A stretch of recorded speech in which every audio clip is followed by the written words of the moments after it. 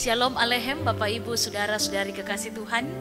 Sungguh senang sekali hari ini kita berjumpa kembali melalui Renungan Kalimbuang Boba Jemaat Lanraki Biringkanaya, edisi Selasa 20 Oktober 2020. Mari berdoa sebelum kita membaca dan merenungkan sabda Tuhan. Tuhan, kami bersyukur atas segala kebaikan dan rahmat-Mu dalam hidup kami. Terima kasih hari ini Tuhan untuk hari yang baru. Di dalamnya kami akan melaluinya bersama-sama melakukan segala aktivitas kami. Mengawali hari ini Tuhan, kami akan membaca dan merenungkan sabda kebenaran-Mu. Kami percaya firman-Mu ini akan terus menguatkan, menuntun kehidupan kami. Karena itu ya Allah Roh Kudus, kuasailah kami, mampukan kami untuk memahaminya dan melakukannya dalam hidup kami. Berbicaralah Tuhan, kami siap mendengarkan firman-Mu. Di dalam nama Tuhan Yesus kami berdoa. Amin. Bapak Ibu Saudara-saudari kekasih Tuhan, pembacaan firman Tuhan hari ini dari Bilangan pasal 12 ayat 1 sampai 3. Saya akan membacakannya dan Ibu Bapak akan menyimaknya. Oleh Lembaga Alkitab Indonesia memberi judul Pemberontakan Miriam dan Harun. Miriam serta Harun mengatai Musa berkenaan dengan perempuan Kus yang diambilnya, sebab memang ia telah mengambil seorang perempuan Kus. Kata mereka, sungguhkah Tuhan berfirman dengan perantaran Musa saja? Bukankah dengan perantaran kita juga ia berfirman? Dan kedengaranlah hal itu kepada Tuhan.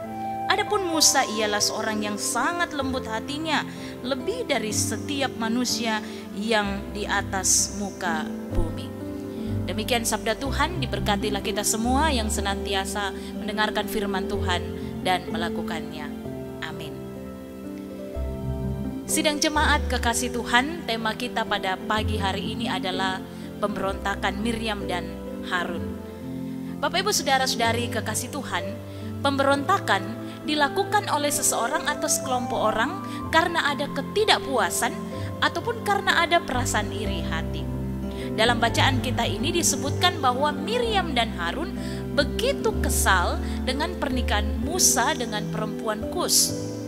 Kus adalah suku atau etnis di luar Israel. Itulah sebabnya mereka mengatai Musa.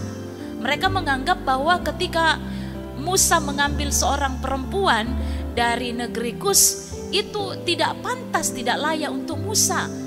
Karena itu mereka memberontak terhadap Musa.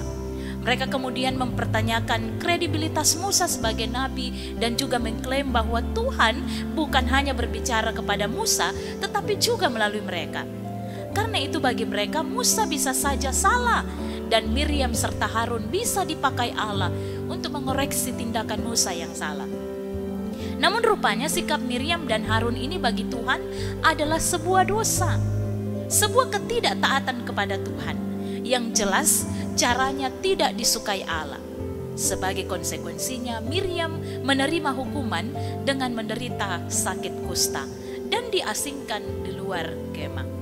Saudara-saudara yang kekasih di dalam Tuhan, Musa dipilih bukan karena ia lebih baik dari Harun dan Miriam, melainkan karena Tuhan memiliki rencana atas dirinya untuk masa depan umatnya. Musa memilih diam dan tidak membela diri ketika Miriam dan Harun memberontak terhadapnya, namun Tuhan membela hambanya ini. Tuhan telah memilih dan menetapkan Musa melampaui jabatan nabi karena kepadanya Tuhan berbicara muka dengan muka, dan itu bisa kita baca dalam ayat 6-8. Oleh karena itu, apapun alasannya, perbuatan Miriam dan Harun seolah menolak pilihan Allah atas Musa. Karena itu beberapa hal yang dapat kita pelajari dari bacaan kita hari ini. Yang pertama adalah Tuhan berdaulat memilih para hambanya masing-masing dengan kekhususannya. Kita harus menghormati keputusan Allah ini dan justru memberikan dukungan kepada setiap hambanya, bukan sebaliknya iri terhadap mereka. Yang kedua, bersyukurlah untuk pilihan Tuhan atasmu secara khusus, serta tunaikan tugas panggilanmu secara bertanggung jawab. Ketiga, milikilah kerendahan hati, kejujuran, integritas, dan segala hal-hal yang baik. Semua perjuangan itu adalah ekspresi cinta kita pada Allah. Semoga kasih Tuhan memampukan kita mengasihi dengan segenap hati, akal budi, jiwa, dan kekuatan kita. Kita diberi hati yang baru. Amin. Marilah kita berdoa. Tuhan, Bapa kami di dalam sorga, kami bersyukur bahwa firman-Mu boleh kami hayati bersama-sama pada saat ini. Ampuni kami Tuhan, jikalau selama ini kami seringkali tidak mampu mengekang lidah kami, mengekang segala keinginan kami, hawa nafsu kami seringkali iri hati dan cepat untuk berbicara, namun lambat untuk berpikir. Seringkali ya Tuhan, lewat tindakan kami terlalu gegabah dan tidak melihat itu sebagai hal yang tidak berkenan di hadapan Tuhan. Ampuni kami Tuhan, baharuilah kami. Jadikanlah kami anak-anak-Mu yang sungguh taat dan setia, mampu menguasai setiap perkataan, pikiran dan tindakan kami. Dengan demikian ya Tuhan, segala kehidupan kami ini sungguh berkenan di hadapan Tuhan, dan hidup kami ini menjadi cerminan sebagai anak-anak yang telah ditebus oleh Tuhan, yang seharusnya menjadi anak-anak atau hamba-hamba yang memiliki hati yang baru di dalam Tuhan.